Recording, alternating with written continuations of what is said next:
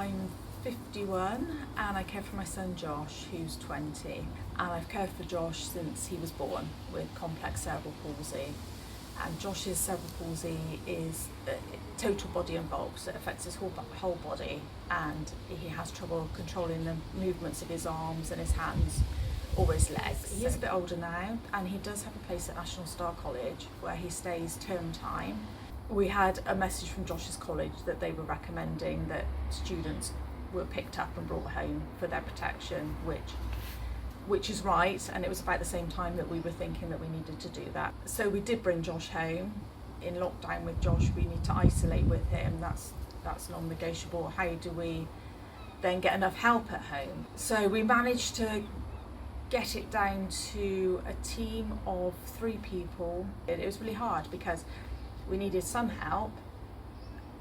We needed a lot of help, but it was getting help that didn't feel too risky. That was working relatively well, but for a lot of time that was 2-to-1 help. In our house we had 5 families, and for a lot of the time also 1 helper or 2. A lot of the time there were 7 people in the house.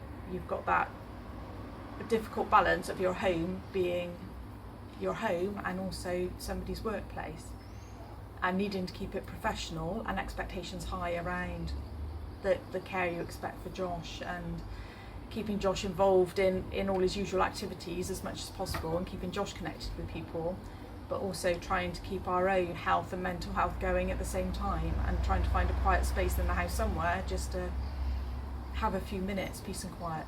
So that was a struggle.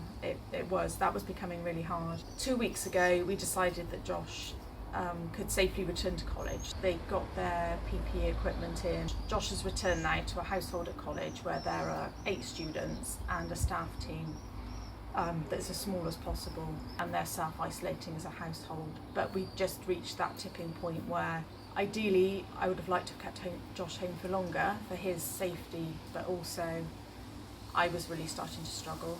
I couldn't have kept going for much longer. I have my own health concerns. I'm communicating with Josh remotely through face calls, and I set him up a timetable so that he can still keep in touch with the people he was when he was at home. It has been tricky. I have fibromyalgia, and it does affect how I feel in my body, and I get very tired at times, and anxiety can creep in at times. So it has been tricky. Also, I'm very aware that we're not alone in that, and that many people have the same struggle, and of course they do, and it's ongoing.